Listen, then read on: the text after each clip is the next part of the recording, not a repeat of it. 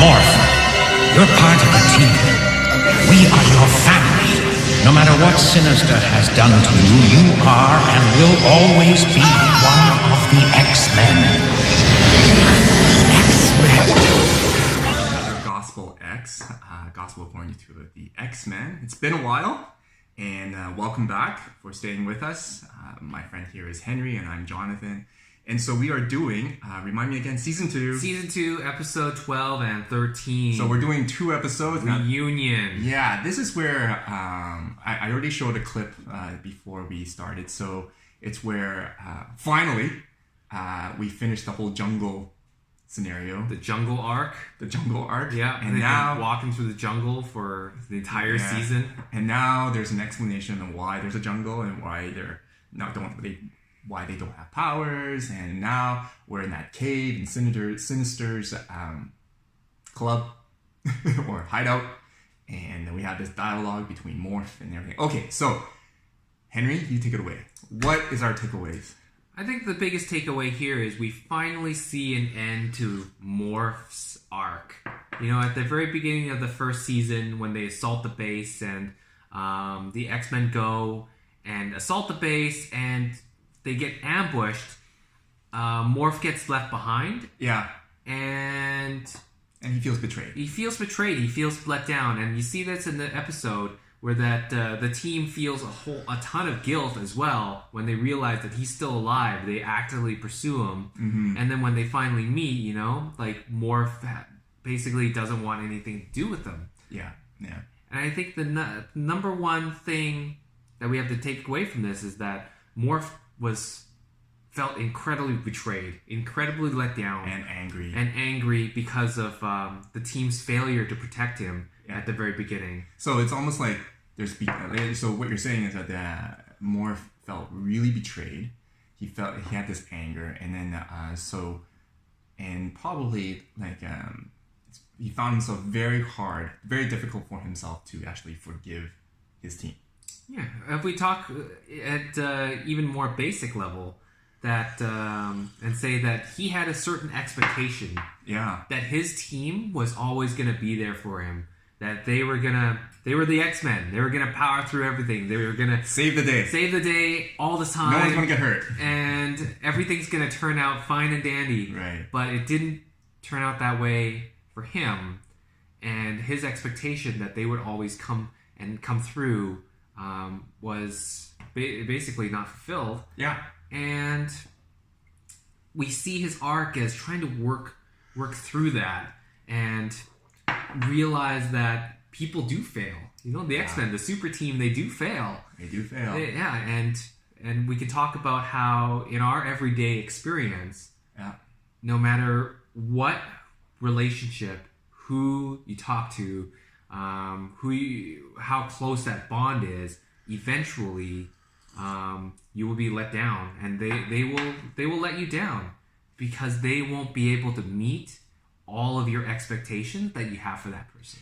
Which is really interesting because in a Christian sense, we immediately always say to ourselves, when somebody lets us down, that we are told to forgive them.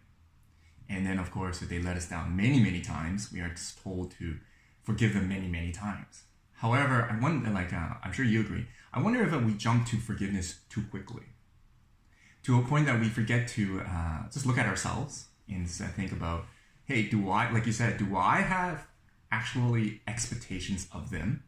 And have we ever evaluated our own expectations on people? Maybe our expectations needs to get a checkup. Right? And we see ourselves, we have a goal, we want to be that particular person. What we were trying to say is it transcendental or metaphysical? You know, that ideology of that ideal person that we have in mind that we want to achieve. And then we impress it on others thinking that everyone else has the same idea. You impress on another person that this is their ideal. And you want them to live up to that ideal. And you know what? People aren't able to do that. Because everyone's different. Everyone's different. They have a different ideal for what is good, what is right, what is wrong. Right. It's interesting because before we even recorded this, we were having a conversation about what it really means to be a good person. And really, everyone has some idiosyncrasies on that. Like, everybody has a different opinion on what it means to be a good person. And it's interesting that there are some common denominators, but how to get there, what it looks like, are all different for each person. And I think that when we have these expectations of ourselves, we have to be careful that when people do let us down, before we even get into the forgiveness business, before we get into the angry business or even the disappointment business or the whole idea, like you and I both work in the corporate world, the whole conversation business of trying to mediate the problem. I think I'm sure you agree that we have to look at ourselves and say, okay, do I have expectations on myself, and am I impressing my expectations onto others? Yeah, I think, just to close off at the very end of the episode 13. Yeah. When finally the dust settles, Xavier and Magneto, they go their separate ways. And finally Sinister goes into pieces. Yeah, Sinister goes into pieces, they win. Yeah. And then Magneto and Xavier have this moment where they both realize that they do have the same goal. They want the mutants to be safe. Right. And Xavier extends her hand and says, join me. Exactly. Join me. We have the same goal here. And even though, and that plays into the whole idea that each person has their own idea of what is good, what is the right thing to do, what is the way to achieve their goal. Right. It's like interesting. They're still friends. They're still friends. And then the ultimate end is the same. But the methodology, the process, the whole idea of what it means to be good, to get there, is different. How to measure the progress is different too, right? And Morph, how about the Morph idea? So Morph realized that his expectations were wrong too, right? Can you speak on that?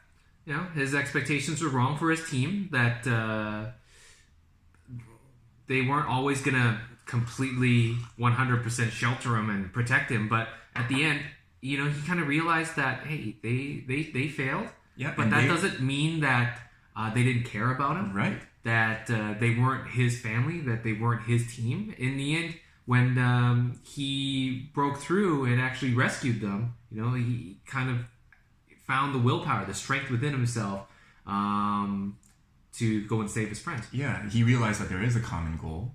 That he realized that that the common goal's importance amongst the X-Men is family.